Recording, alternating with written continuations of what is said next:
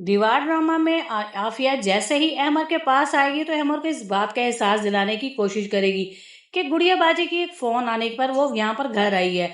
अहमर उससे पूछेगा, अगर गुड़िया बाजी ने तुम्हें समझाया है तो उसका मतलब है कि तुम अपने ज़हन से नहीं आई। लेकिन आफिया अहमर को यही समझाने की कोशिश करेगी कि कुछ गुड़िया बाजी की बातें मुझे समझ आई और कुछ मेरा प्यार था जिसकी वजह से मैं आपके घर वापस आ चुकी हूँ। मगर यहीं पर अहमर आफिया को फिर यही डिमांड करेगा कि जब तक तुम अपने डैड का ऑफिस नहीं छोड़ोगी मैं तुम्हें अपने साथ घर में रहने की इजाजत नहीं दूंगा, क्योंकि मुझे ऐसा लग रहा है कि जैसे तुम्हारे डैड ने मुझे एक्सेप्ट ही नहीं किया, वो मुझे अपना दामाद नहीं मानते।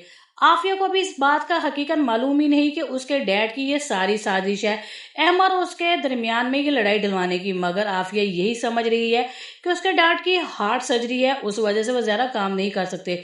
मगर ये सारा एक जाल बुना हुआ है जिस जाल में आफिया को वो किस तरह से अपने पास काबू करना चाहता है और आफिया इस बात को समझ ही नहीं रही। दूसरी तरफ अबीहा अब जिस तरह जितना अहमर हमजा के करीब जाती जाएगी उसे अपना बाप समझने लगी, इसलिए अबीहा हमजा को अपना बाबा बोलेगी, जिस पर गुड़िया बाजी को बहुत दुख होगा।